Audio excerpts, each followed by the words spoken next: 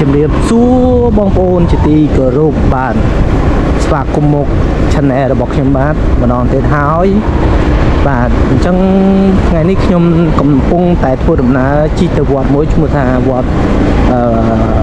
កាឈូកបាទវត្តកាឈូកហើយចេញពីដល់ជាតិលេខ3បាទដល់ជាតិលេខ3ទៅបណ្ដុំសាលា1មិថុនាហ្នឹងហើយបងប្អូនបាទទៅដល់អង្គសាសោមហើយយើងជិះមកប្រហែលជា8គីឡូដីទេនេះផ្លូវដែលខ្ញុំកំពុងតែជិះទៅហ្នឹងគឺ8មាន800ម៉ែត្រសំទោសមិនមែន8គីឡូទេ800ម៉ែត្រណា800ម៉ែត្រអញ្ចឹងយើងធ្វើដំណើរទៅគឺមើលទិដ្ឋភាពសុខទេសគេហ្នឹងណាបាទមើលទេសភាពសុខទេសគេបដាអញ្ចឹងទៅ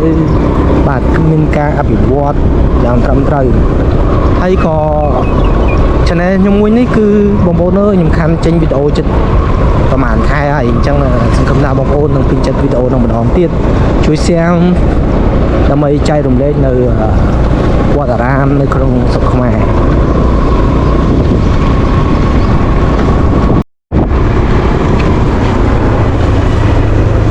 ចឹងនេះគឺជាសាលាបឋមសិក្សា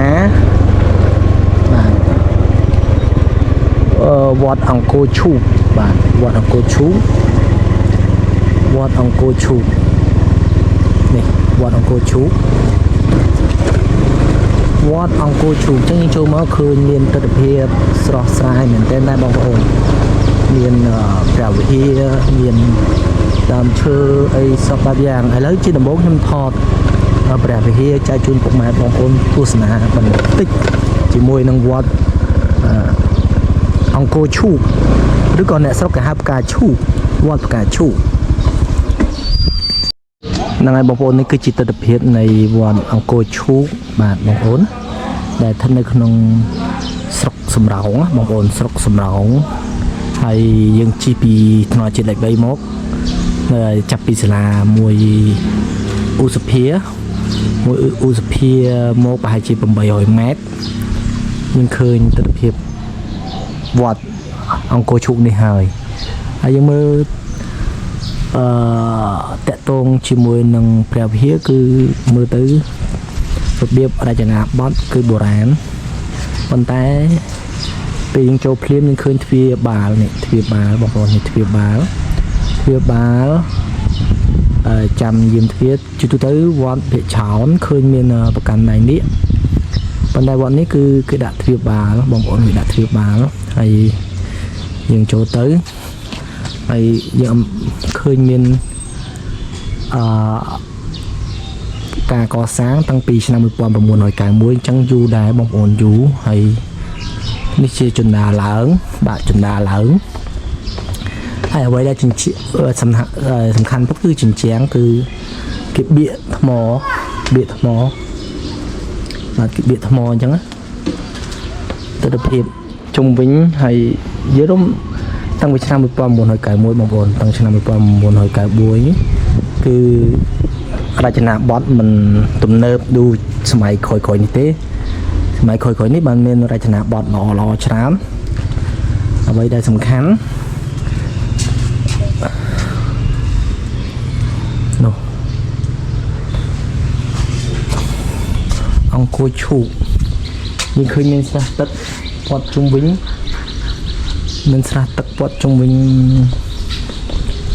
បាទស្រះទឹកខាងមុខ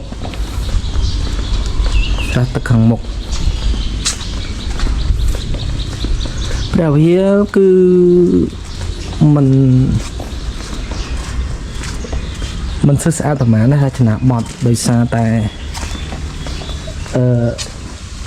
វាសេរីចាស់តាំង1991មកនោះសេរីចាស់អញ្ចឹងវាអត់ធ្វើស្អាតណាស់នេះវត្តនេះទូចល្មមបងប្អូននេះព្រះក្នុងព្រះវិហារ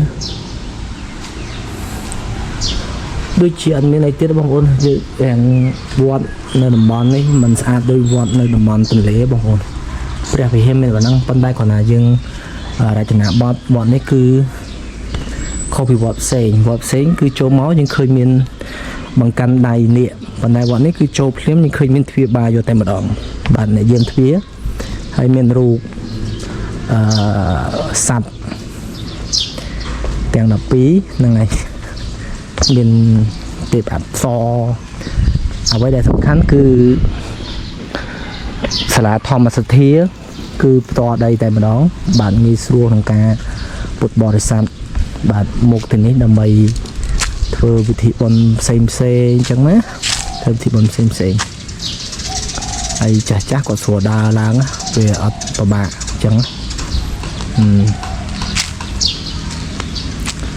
ណាបងប្អូនវត្តអង្គរឈូកឬក៏វត្តផ្កាឈូកនេះគឺមានតែប៉ុណ្ណឹងជួបគ្នានៅវីដេអូបន្ទាប់ប៉ុន្តែមុននឹងបញ្ចប់ខ្ញុំថតវីដេអូ